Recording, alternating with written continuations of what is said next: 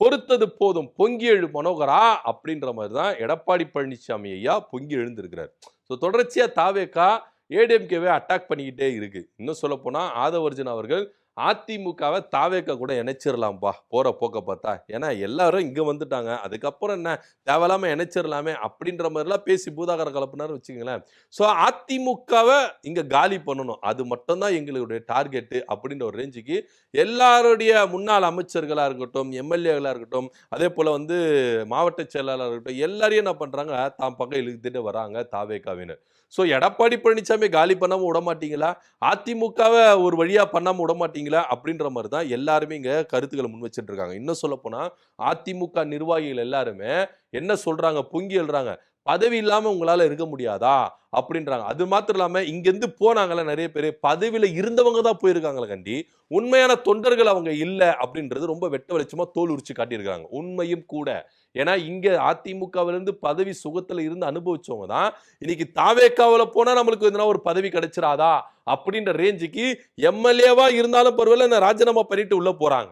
ஆனா இவங்கெல்லாம் அடிமட்ட தொண்டர்களா அப்படின்னா கிடையவே கிடையாது. தொண்டர் மனநிலைமையில இவங்க இருந்திருந்தாங்கன்னா அதிமுக போயிருக்காது. இன்னும் சொல்ல போனா பல பேர் என்ன பண்றாங்கன்னா, திமுக 10 வருஷம் ஆட்சியிலே இல்ல, இருந்தாலும் அந்த கட்சி உடையாம இருந்ததுல, அது போல உண்மையா இருங்கப்பா, ஏன்பா இது மாதிரி பதவிக்காக போறீங்க அப்படின்னு சொல்லிட்டு ஒவ்வொருடைய தொண்டர்களுடைய மனவேதனையை இங்க நம்ம பார்க்க வேண்டிய ஒரு விஷயமா இருக்கு. எடப்பாடி பழனிசாமி கொஞ்சம் பொறுமையா தான் இருந்தாரு. போனால் போகட்டும் போடா அப்படின்ற ரேஞ்சுக்கு யார் யாரெல்லாம் போறீங்களோ போங்க, எனக்கு அதை பத்தி கவலை கிடையாது அப்படின்னு சொல்லிட்டு அவர் என்ன பண்ணாரு, உறுதியா இருந்தாரு, கொஞ்சம் சைலண்டாவே இருந்தாரு.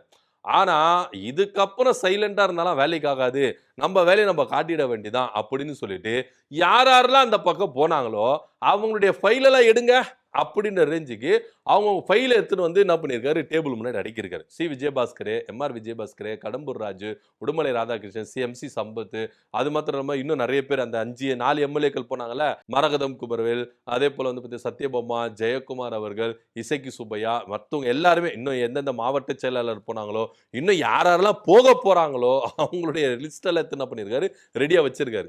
ஏன்னா இப்ப அதிமுகவில் கிட்டத்தட்ட பாத்தீங்கன்னா 6 பேர் போயிட்டாங்க, 6 எம்எல்ஏக்கள் போயிட்டாங்க. இன்னும் பல பேர் போறதுக்கான ரெடியா இருக்கிறாங்க. சிவி சண்முகம், எஸ்பி வேலுமணி, தங்கமணி, வீரமணி, நத்த விஸ்வநாதன் போன்றவங்க எல்லாமே வெயிட்டிங்ல இருக்கிறாங்க. சோ இவங்கள போறதுக்கு தயாராயிட்டாங்க. ஏன்னா எடப்பாடி பழனிசாமி கொடுத்த பதவி எங்களுக்கு கிடையாது, தேவையில்லை, நாங்க சாதாரண உறுப்பினராகவே இருந்துட்டு போயிடுறோம்ப்பா, அப்படிப்பட்ட பதவி எங்களுக்கு தேவைன்னு சொல்லிட்டு எடப்பாடி பழனிசாமிக்கு இன்னும் போர்க்கொடி தான் தூக்கி இருக்காங்க. சேர்ந்த மாதிரி சேர்ந்தாங்க, திரும்பவும் விலகிட்டாங்க அப்படின்னு தான் பார்க்க வேண்டிய ஒரு விஷயமா இருக்கு. சிவி சண்முகம் கூட என்ன சொன்னார்னா, நான் அதிமுகவில் இருக்கிறேன்னா இல்லையான்னு சொல்லிட்டு போயிட்டு எடப்பாடி பழனிசாமி கிட்ட கேட்டு சொல்லுங்கப்பா, என்ன கேட்காதீங்க அப்படின்னு அவரும் கை விரிச்சிட்டாரு. கொடுத்த பதவி எங்களுக்கு தேவையில்லை, நாங்க ஒதுங்கிக்கிறோம் அப்படின்னு சொல்லிட்டு எஸ்பி வேலுமணி டீம் என்ன பண்ணிட்டாங்க, ஒதுக்கிட்டாங்க. சோ இவங்க எல்லாமே மொத்தமா போயிருவாங்க. கிட்டத்தட்ட ஒரு 12-20 எம்எல்ஏக்கள் கிட்ட போவாங்க, இடைத்தேர்தல் நடக்கும் அப்படின்னு சொல்லிட்டு தான் தமிழ்நாடு அரசுக்கு டெல்லி கூட என்ன பண்ணல, இங்க இடைத்தேர்தல் அனௌன்ஸ்மெண்ட் பண்ணல. சமீபத்தில் ஒரு 3-4 மாநிலத்துக்கு இடைத்தேர்தல் அனௌன்ஸ்மெண்ட் பண்ணாங்க, தமிழ்நாட்டுக்கு அனௌன்ஸ் பண்ணவே இல்லை. ஸோ இதெல்லாம் கொஞ்சம் பொறுத்திருந்தா பார்க்கலாம் அப்படின்னு சொல்லிட்டு பல கோணத்துல இங்க பார்க்க வேண்டிய ஒரு விஷயமா இருக்கு. இதனிடையில யார் யாரெல்லாம் போனாங்களோ அவங்களுடைய லிஸ்டா எடுங்க அப்படின்னு. பொதுவாக ஜெயலலிதா அவர்கள் இருக்கும் பொழுது யார் யாரெல்லாம் அமைச்சரா இருக்கிறாங்க, யார் யாரெல்லாம் எம்எல்ஏ இருக்கிறாங்க, அவங்களுடைய ஃபைல்ஸை என்ன பண்ணுவாங்க, எடுத்து வச்சுப்பாங்க. ஏன்னா நாளை பின்ன எதுனா ஒரு வேலை காட்டினா இந்த அம்மா இது பண்ணல, அதனால அதிகாரமிக்க பவர்ஃபுல்லா அவங்க இருந்தாங்க எப்படின்னா இவங்களுடைய ரெக்கார்ட்ஸ் எல்லாமே இவங்க கிட்ட இருக்கும். இவங்க எந்த அளவுக்கு சொத்து வாங்கியிருக்கிறாங்க, எந்த அளவுக்கு இவங்க ஊழல் பண்ணியிருக்காங்க, லஞ்சம் வாங்கியிருக்காங்க, எல்லா லிஸ்ட்டும் அவங்க கிட்ட இருக்குமா. ஸோ அது போலதான் எடப்பாடி பழனிசாமியும் அவர் ஆட்சி காலத்தில் இருக்கும் பொழுது யார் யாரெல்லாம் அமைச்சரா இருந்தாங்களோ, யார் யாரெல்லாம் எம்எல்ஏவா இருந்தாங்களோ அவங்களுடைய ஃபைல்ஸ் எல்லாமே என்ன பண்ணியிருக்காரு, அவ்வளோ கட்டுக்கோப்பா என்ன பண்ணியிருக்காரு, காத்து இருக்கிறாரு. ஏன்னா பின்னாடி எதனா ஒரு விஷயம் நீங்க பண்ணுவீங்க. ஏன்னா நான் துரோகம் பண்ணும்போது எனக்கு ஒருத்தன் துரோகம் பண்றதுக்கு ரெடியா இருப்பல, நான் ஒருத்தனுக்கு குழி தோண்டும் போது எனக்கு குழி தோன்றதுக்கு ஒருத்தன் இருப்பல, உங்களெல்லாம் நம்ப முடியாதுப்பா, நீங்க எல்லாம் எப்பேற்பட்டாலும் நான் நம்ப மாட்டேன், என்னையே நான் நம்பிக்க மாட்டேன், அப்ப எப்படி நான் உங்களை நம்புவேன் அப்படின்ற ரேஞ்சுக்கு எடப்பாடி பழனிசாமி அப்ப எடுத்து வச்ச ஃபைல இப்போ ஒன்னொன்னா என்ன பண்ண போற, தூசி தட்டி எடுக்கிறாராம். விஜயபாஸ்கர் எந்த அளவுக்கு ஊழல் பண்ணியிருக்கிறாரு, எந்த அளவுக்கு லஞ்சம் வாங்கியிருக்கிறாரு, எந்த அளவுக்கு சொத்து சேர்த்திருக்கிறாரு. இன்னொன்னு எம்.ஆர். விஜயபாஸ்கர் எந்த அளவுக்கு சொத்து சேர்த்திருக்கிறாரு, என்னென்ன ஊழல் பண்ணியிருக்கிறாரு. இது போல கடம்பூர் ராஜு, உடுமலை ராதாகிருஷ்ணன், அதே போல வந்து பாத்தீங்கன்னா எம்.சி. சம்பத், இன்னும் எல்லாரும் போனாங்களே மரகத குமாரவேல், இவங்க எல்லாருடைய கிட்டத்தட்ட 6 பேருடைய ஃபைல எல்லாமே தூசி தட்டி எடுத்து டேபிள் மேல வச்சிருக்கிறாரா. இன்னும் எஸ்பி வேலுமணி, சி.வி. சண்முகம், நத்த விஸ்வநாதன், தங்கமணி வீரமணி போன்ற ஃபைல்கள் எல்லாமே எடுத்து ரெடியா வச்சிருக்கிறாராம். யாரெல்லாம் போனாங்களோ அவங்க ஃபைல்ஸை டெல்லிக்கு அனுப்புறதுக்கு இங்க பேச்சுவார்த்தை நடந்துட்டு இருக்கு. டெல்லியில எடப்பாடி பழனிசாமிக்கு ரொம்ப க்ளோஸான தலைவர்கள் கிட்ட இந்த ஃபைலை வந்து மூவ் பண்ண போறதா ஒரு தகவல் இருக்கு. ஏன்னா பாஜக கிட்ட போனா என்னென்ன நடக்கும் அப்படின்றதெல்லாம் நம்மளுக்கு தெரியும். இடி வரும், சிபிஐ வரும், வருமான வரித்துறை வரும். இது மூணுமே பாஜக கண்ட்ரோல்ல இருக்குது அப்படின்றது ரொம்ப வெட்ட வெளிச்சமா நம்மளுக்கு தெரியுதுன்னு வச்சுக்கோங்களேன். ஏற்கனவே குட்கா வழக்கு தீவிரமா விசாரிக்கணும் அப்படின்னு ஒரு உத்தரவு உயர்நீதிமன்றம் போயிட்டு இருக்கு. சிறப்பு நீதிமன்றத்துக்கு அந்த எம்எல்ஏ எம்பி வழக்கை வந்து விசாரிப்பாங்கல்ல சிறப்பு நீதிமன்றம், அவங்க வந்து என்ன பண்ணிருக்காங்க, ஒரு உத்தரவு போட்டிருக்கிறாங்க. ஸோ அதையும் கூடிய விரைவில் வந்து என்ன பண்றாங்க, வழக்கு வந்துடும். இது போக எக்ஸ்ட்ரா அதிமுகவில் இருந்து இவங்க என்னென்ன சதி வேலைகள் செய்தாங்க அந்த எல்லா ரெக்கார்டும் எடப்பாடி பழனிசாமி தூசி தட்டி எடுத்து ரெடியா வச்சிருக்காராம். இதுக்கப்புறம் நான் பொறுமையாலாம் இருக்கணும்னு அவசியம் இல்லை, எடுத்தனா அடிதான். அந்த ரேஞ்சுக்கு வந்து என்ன பண்ணாரு, இறங்கி அடிக்க போறாரு எடப்பாடி பழனிசாமி. அப்படிதான் போறோம். பொறுமையா இருந்தா நம்மள எல்லாருமே இவங்க என்ன பண்றாங்க, தப்பா கணக்கு போட்டுறாங்க.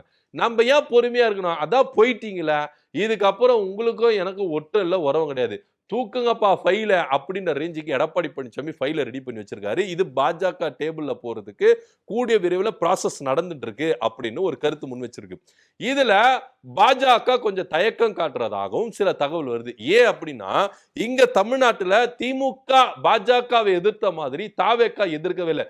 கொஞ்சம் இணக்கமா போயிருவோம், எதுக்கு நமக்கு அப்படின்ற ரேஞ்சுக்கு பாஜகவுக்கு கொஞ்சம் அடங்கியே போறாங்க நம்ம தமிழ்நாடு அரசு. இதனால பாஜக இங்க என்னென்ன செயல் திட்டங்களை செய்யணுமோ, ஆர்எஸ்எஸ் என்ன செயல் திட்டங்களை செலுத்தணுமோ அது எல்லாத்தையுமே கொஞ்சம் கொஞ்சமா செயல்படுத்திட்டு வராங்கன்னு வச்சுக்கோங்களேன். திரைமறைவுல ரொம்ப உன்னிப்பா அதை நடைமுறைப்படுத்திட்டு வராங்க. சோ இதனால நம்ம தாவேக்காவை பகைச்சிக்க வேண்டாம் அப்படின்ற ஒரு எண்ணத்துல பாஜகவை இருக்குதான். இருந்தாலும் இவங்க கொடுக்கிற இந்த பயிலாம் வந்து வச்சு பார்த்தீங்கன்னா பிற்காலத்தில் நம்மளுக்கு யூஸ் ஆகும் அப்படின்னு சொல்லிட்டு பாஜக வாங்கி வைக்கிறதுக்கு தயாராயிட்டாங்களா. இன்னொரு விஷயத்தையும் என்ன பண்ணியிருக்காங்க, எடப்பாடி பழனிசாமிக்கு அறிவுறுத்தியதாகவும் ஒரு தகவல். ஒருவேளை இந்த ஃபைல் எல்லாம் வந்து நம்ம கொடுத்தோம்னு வச்சுக்கோங்களேன், தாவேக்காவுக்கும் திமுகவுக்கும் இது வந்து கொஞ்சம் அல்வா சாப்பிட்ட மாதிரி. ஏன்னா இப்போ அதிமுக ஆட்சி காலத்தில் இவ்வளோ ஊழல் நடந்திருக்கா, இவ்வளோ வருமானத்துக்கு அதிகமாக சொத்து சேர்த்துருக்காங்களா அப்படின்னு அவங்களுக்கு நம்மளே எவிடன்ஸ் கொடுத்த மாதிரி ஆயிடும். ஸோ அதனால கொஞ்சம் வெயிட் பண்ணுங்க அப்படின்னு சொல்லிட்டு எடப்பாடி பழனிசாமிக்கும் கொஞ்சம் அலாட் பண்ணியிருக்கிறதா ஒரு தகவல் இருக்கு. ஸோ எப்படி பார்த்தாலும் எடப்பாடி பழனிசாமி இறங்கி அடிக்கிறதுக்கு தயாராயிட்டாரு. பொறுமையா இருக்கதானப்பா அவரை வந்து நீங்க வந்து சாஃப்டான மனுஷன், அமைதியா இருக்கிறாரு அப்படின்னு எடை போட்டீங்க. ஆனா எடப்பாடி பழனிசாமி இன்னொரு முகத்தை நீங்க பார்க்கலையே, அவர் முகத்தை பார்த்தீங்க ஆடிடுவீங்க அப்படின்ற ரேஞ்சுக்கு எடப்பாடி பழனிசாமி இப்போ கிரவுண்ட் லெவல்ல இறங்கி அடிக்க ஆரம்பிச்சிட்டாரு.